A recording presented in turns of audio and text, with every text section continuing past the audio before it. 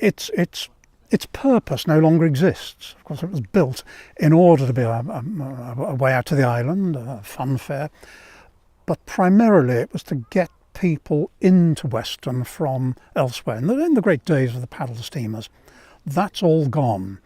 And people's expectations of holidays have changed. Coming to Weston-super-Mare or any English seaside resort for a week or a fortnight, that has gone. And so with it, the raison d'etre for Birnbeck also went. And I'm afraid since then, its purpose has just diminished and nobody has quite known what it's here for. The big question is, can we restore Birnbeck Pier? But an even bigger question is, why would we want to restore it? So if we can find an answer to that second question, it then has a future purpose, and that would give the impetus then for proper restoration. And clearly organisations like Historic England are very, very keen on seeing it restored, as are local campaigners.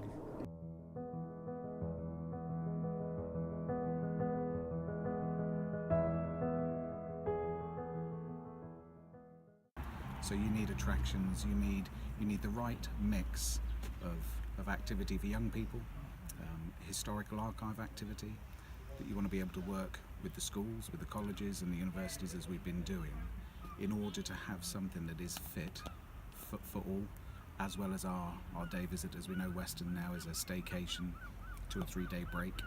What you want is a feature that people want to come. It's a destination visit.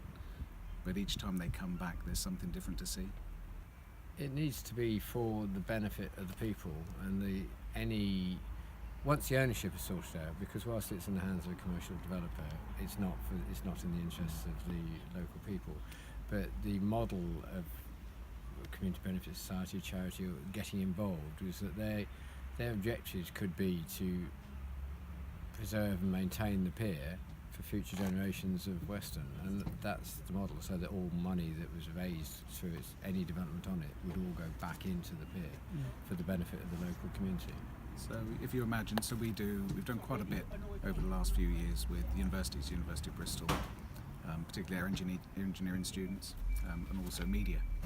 If you can imagine a time where on our local curriculum, history and heritage of the town includes Eugenius Birch studies, it includes Hans Price studies, and actually the kids are producing material each year on the history and heritage of the site and further afield, then it's unlimited possibility, because you're educating a much younger generation and getting their buy-in to something that, well, for here is 150 years old, 152 years old. How do we protect it for the future? Well, future generations will do that. So you don't just need money to protect history. You need people engaged and willing to want to be a part of that for generations to come.